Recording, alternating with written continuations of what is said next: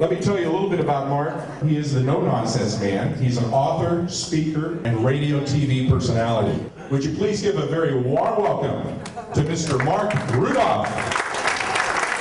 How many of you believe that men and women are not equal? Only 3 hands.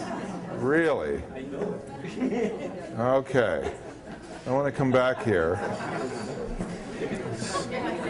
So you believe men and women are not equal? I know they're not. Okay. Did you ever take algebra? I think most people in the room have taken algebra. Okay. In algebra, we learned that there are 2 kinds of relationships: equal to and not equal to, right? So if you're not equal to, that means one of you is greater than and one of you is less than. So who decides?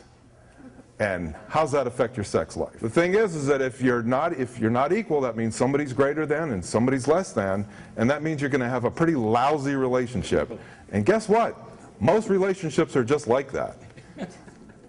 And somebody has to decide that one party is greater than and one party is less than. And guess who's usually greater than?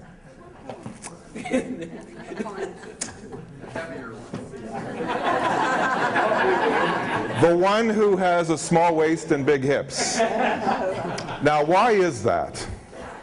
That's what we're going to talk about tonight, because it's a disaster. I am the no-nonsense man, so I should define for you what nonsense is. Nonsense is the double standard women have, where they're capitalists at work and socialists in their social lives. And what do socialists like? I mean, California should know because we just put 2 more back into office. Socialists like entitlements and redistribution of wealth. She wants him to redistribute his wealth to her, because if he has more wealth, he should give it to her. That's socialism.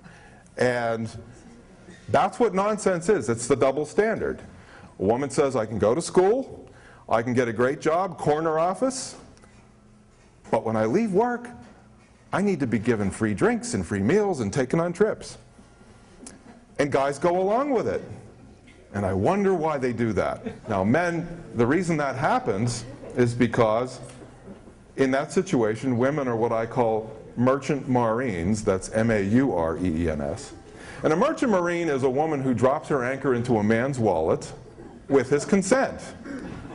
A merchant marine is a synonym for a gold digger. Now, I've said many times that there wouldn't be any such thing as a gold digger if there weren't any such thing as gold givers.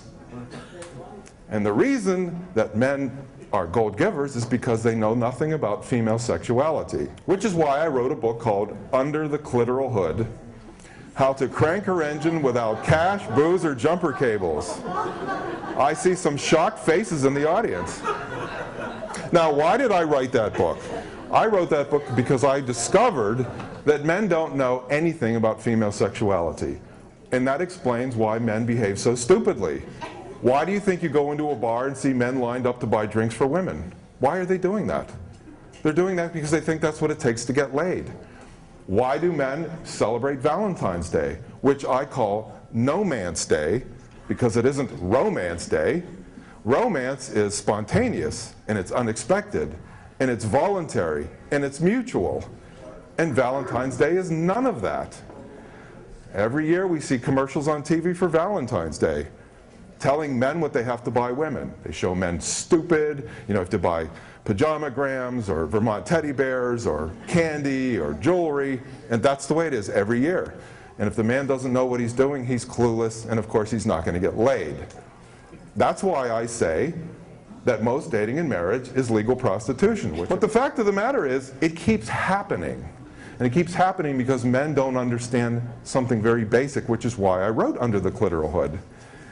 And that is that women are more sexual than men. And you know, it's unbelievable that most guys don't get that. Women are buying vibrators and they're buying hand showers. They are more sexual than males. Have you ever heard of a drug dealer paying an addict to take drugs? I don't think so. So why would you pay a woman to have sex when she wants it more than you do? And it's clear. But because men don't realize that, they just keep paying for sex and paying for sex, and either paying their girlfriends or they're paying their wives, and that's why there are jewelry stores. And if men don't learn about female sexuality, and if they don't learn how sexual women are, because that's another taboo in our country. We're not allowed to admit that. If a woman is sexual, then somehow that makes her a slut. That's a double standard we have. But it's okay for a man to be sexual. Now, just to give you a little clinical tutorial here, the clitoris has one purpose: sexual arousal. A man has no body part, zero, that's 100% dedicated to sexual arousal. Right? Not one. A woman can have multiple orgasms. A man can't. So if you put those two together, she's a sex machine. But most guys don't know that. And they think the way to turn a woman on? Cash. Trips, jewelry, cars. That's what they think. It's not true. And what I say in my book is the clitoris is voice activated, not coin activated. I wrote 2 articles, one called Chasing Pavlovian Sex, and another one, Ladies, How to Catch Your Tiger.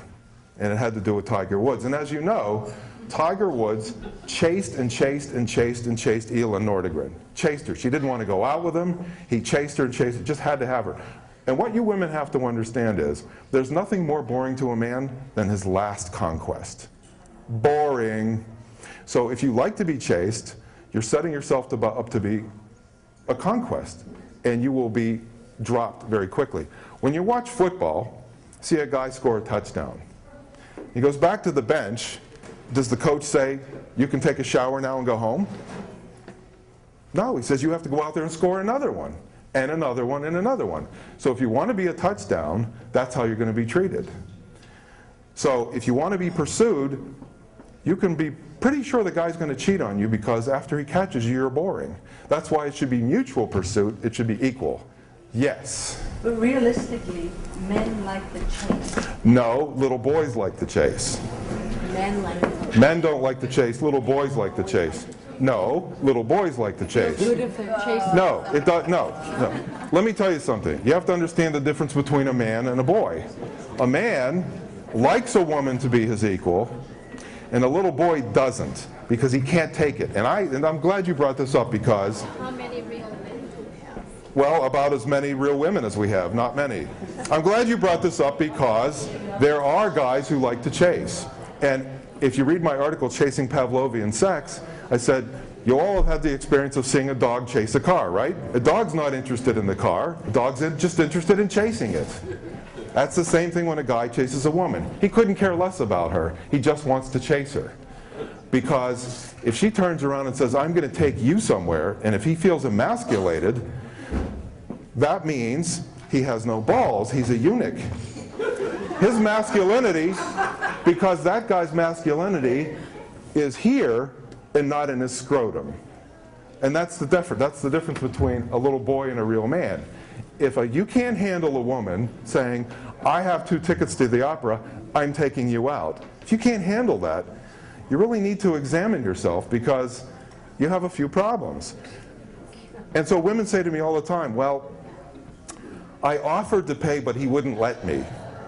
Has that happened to anybody in this room? First of all, he's not your boss, and he's not your father. He doesn't decide whether you pay or you don't pay. You don't offer to pay, you pay. And if he can't handle it, he's a little boy. And that means you don't go out with him again, because you're not going to change him, nor should you try. Yes? Where is manhood? Where is man protective and supportive quality? Why men? That's why it's so many gay guys now. They want to be protected, and they have to be taken care of. So we're going back to the original argument about a real man protects and provides for a woman. How does that work out for men? How does that work out for men? And of course, that's turning men gay. That's a new one for me. Women file 70% of the divorces. How's that working out for men, the protecting and providing bit? AOL and Women's Day magazine 3 years ago surveyed 3,000 married women and asked them, would you marry your husband all over again? 85% of them said either they probably wouldn't or definitely wouldn't marry them again. Something is broken.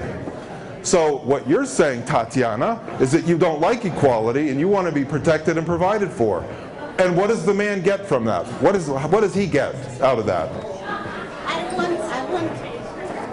I want men next to me. Yeah. Men. Yeah. Not somebody with spreaded hand.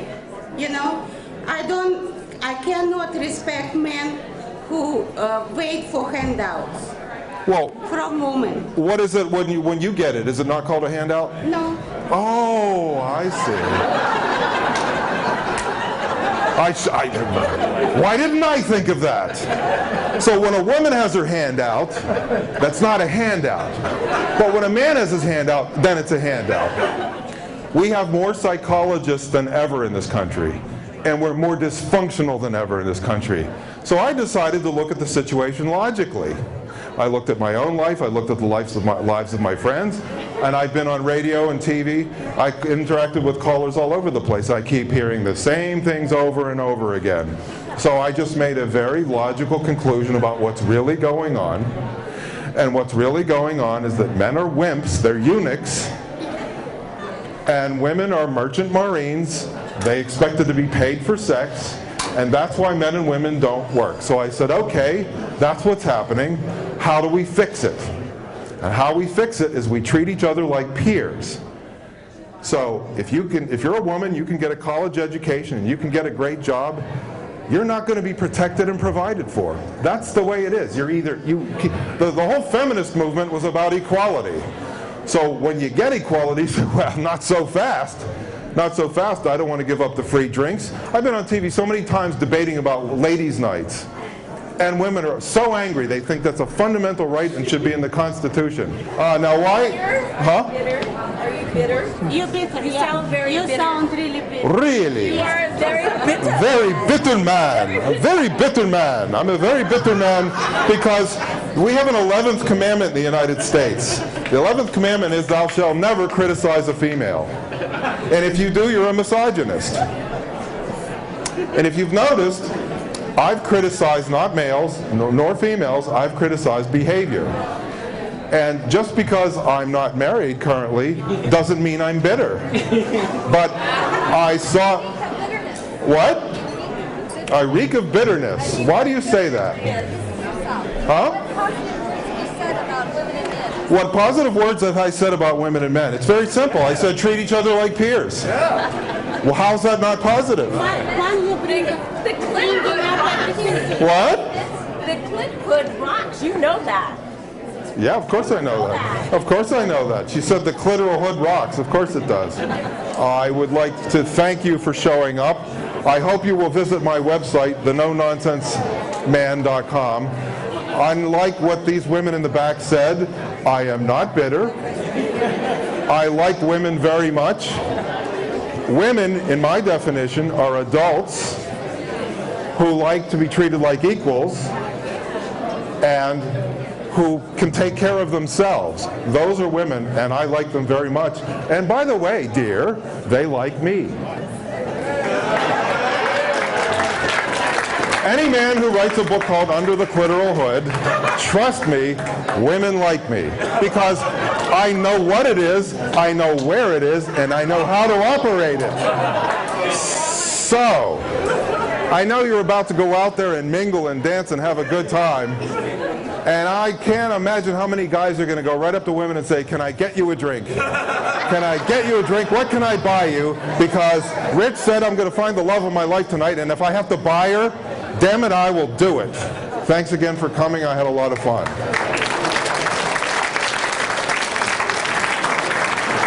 Big round of applause, please, for the no-nonsense man, Mr. Marc Rudov.